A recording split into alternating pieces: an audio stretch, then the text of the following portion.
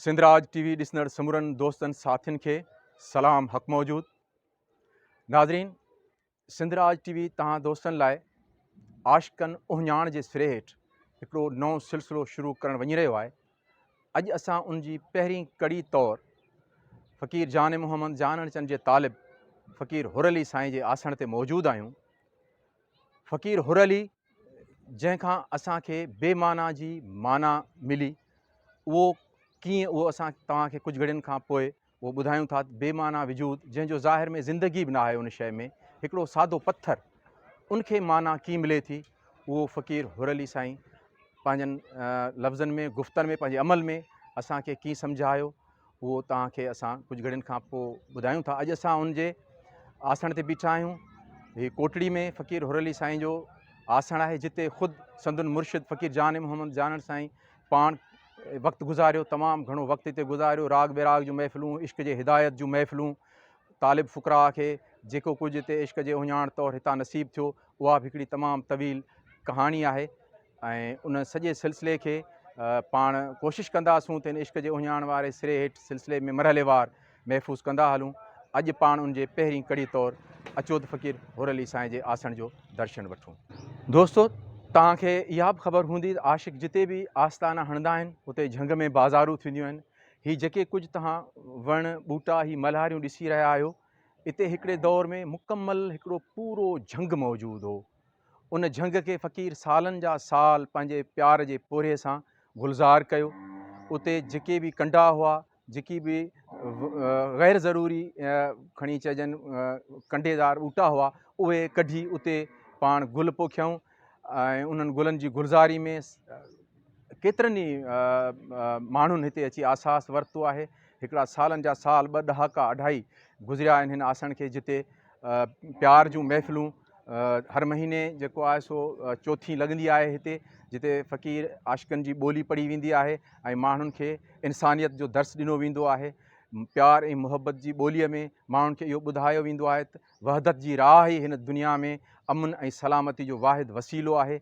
इंसान पाण में कीअं भाईचारीअ में गॾु रही सघनि था, हिक ॿिए जे हक़नि जो, हिक ॿिए जे ख़्यालनि जो एहतराम कीअं करे सघिजे थो, इहा समूरी तरीक़त, इश्क़ जी तरीक़त हिन आश्रम ते ऐं सिंध में मौजूदु अहिड़नि ॿियनि केतिरनि ई आसणनि ऐं आश्रमनि ते अॼु बि जारी व सारी आहे।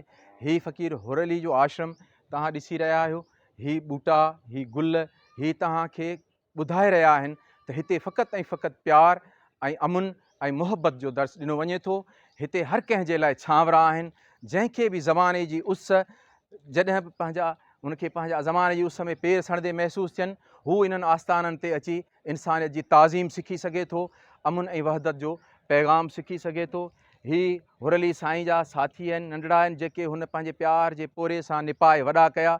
अॼु उहे संदसि ग़ैर मौजूदगी में ज़ाहिर में भल जो खणी हुर अली साईं मौजूदु न आहिनि, पर संदुनि प्यार अमली सूरत में अॼु बि उहा आबादी क़ाइमु ऐं दाइमु रखियो पियो अचे। अचो त असां हुर अली साईं जे कुझु दोस्तनि खां हुर अली साईं जे बारे में 2 लफ़्ज़ ॿुधूं। असां सां गॾु अब्दुल अली साईं मौजूदु आहिनि। अब्दुल अली साईं जो वास्तो बि फ़क़ीर जान मोहम्मद जानण चंद जे सुंग सां ई आहे। पाण तालिब फ़ुक़रा आहिनि ऐं हुर अली साईं सां संदुनि काफ़ी वक़्तु गॾु गुज़रियो आहे। अॼु असां खां हुर अली साईं जे इश्क़, मुहबत ऐं इंसानियत जी ख़िदमत जे हवाले सां जेका संदुनि सेवा रही, उन जे बारे में खां पुछंदासीं त उन्हनि उन सॼे अमल खे कीअं ॾिठो। अब्दुल अली साईं, तव्हांजो हुर अली साईं सां हिकिड़ो वॾो अरसो गॾु गुज़रियो आहे। तव्हां असांखे हुर अली साईं जे यादगिरियुनि जे बारे में 2 लफ़्ज़ ॿुधाईंदव त तव्हां हुर अली साईं खे प्यार, अमुन ऐं इंसान जी ताज़ीम जे हवाले सां, अमुन ऐं भाईचारे जे पैगाम जे हवाले सां, ख़िदमत जे हवाले सां कीअं ॾिठो। मिठा साईं, असां हुर अली सां काफ़ी टाइम रहियासीं गॾु, अचणु वञणु थींदो हो। हिते तकियो आहे मालिकनि जो, पंहिंजी सेवा कयईं, ड्यूटी ॾिनई, इंसान ज़ात जी प्रचार कयईं। हिन बैठक ते वेही करे हुर अली रोहन जे पासे ॾांहुं फ़क़ीर हुयो। फ़क़ीर क़ाइमु दाइमु आहे। इश्क़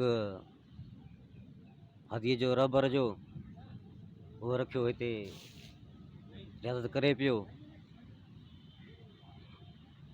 जान छॾे वियो आहे।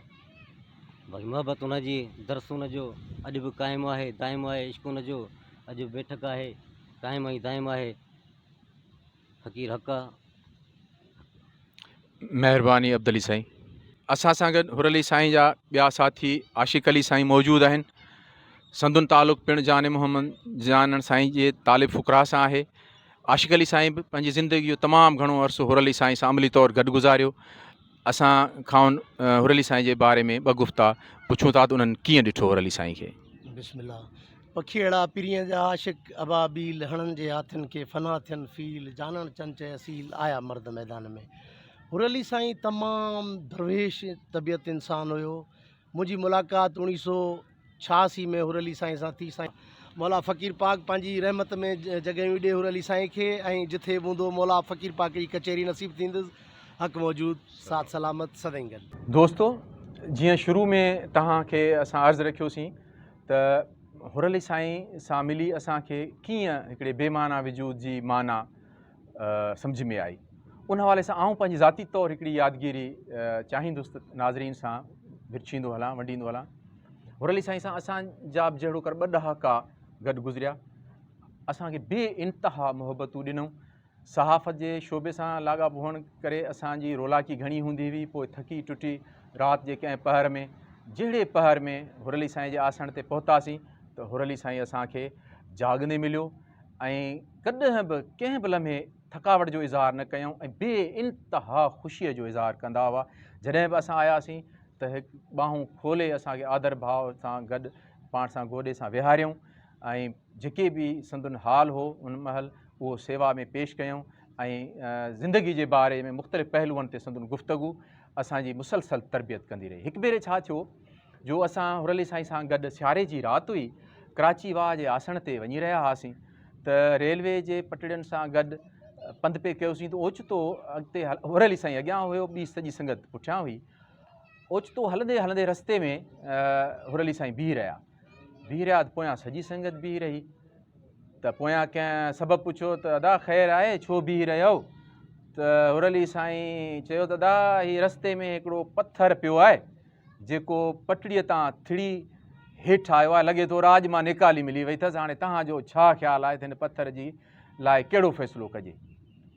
भला हिन खे वापसि पंहिंजनि मिटनि माइटनि ॾे मोकिलियूं त कंहिं संगत चयो अदा जेकॾहिं मिटनि माइटनि खे अहिड़ो प्यारो हुजे हा त राॼ मां कोन कढनिसि हा जो रस्ते में उछले छॾियो अथनि ठोकरनि लाइ।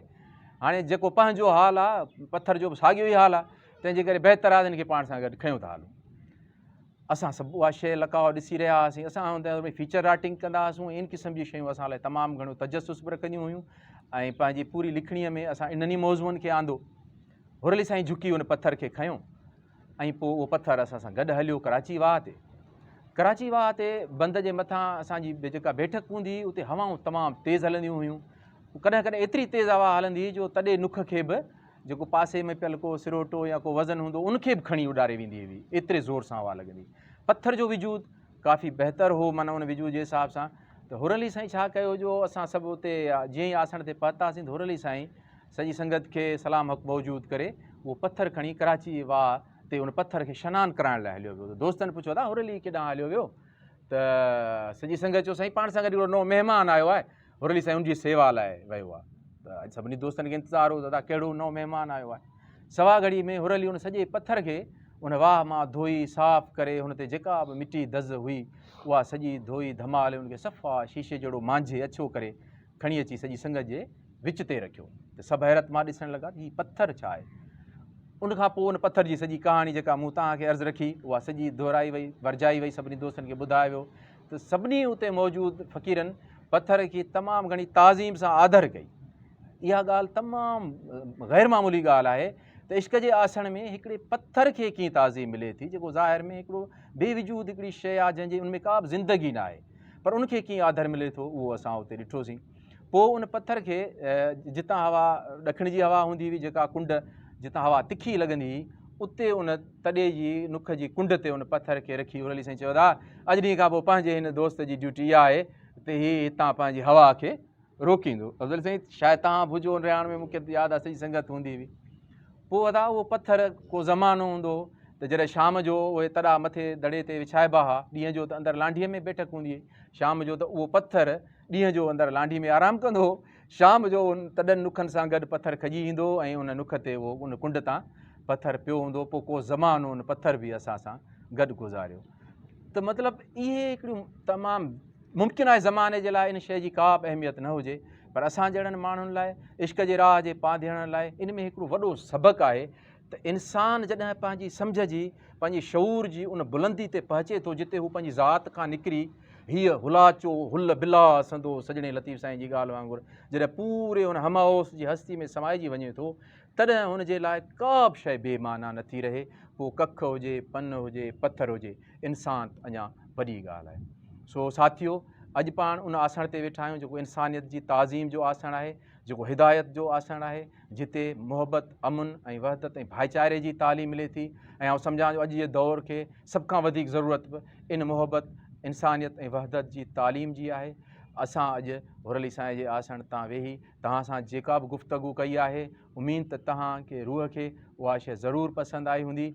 जेकॾहिं तव्हांखे इश्क जा आशिक़नि जा उहिञाण जे सिरे हेठि असांजे इन सिलसिले जी ही वीडियो पसंदि आई आहे त महिरबानी करे पंहिंजे सिंधराज TV चैनल खे सब्सक्राइब कयो ऐं बेल आइकन खे दॿायो त जीअं तव्हां वटि हिन पंहिंजे सिंधराज TV जे चैनल जूं नयूं वीडियोज़ मुसलसल ईंदियूं रहनि। मुहबतूं सलामत।